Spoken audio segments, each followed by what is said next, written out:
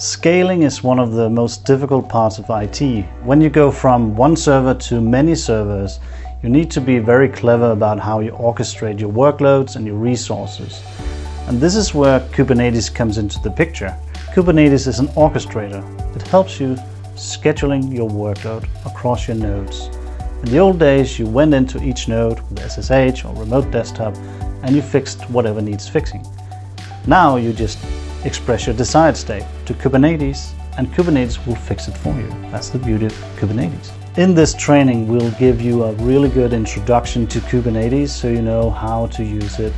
You will learn the objects within Kubernetes and how to express them.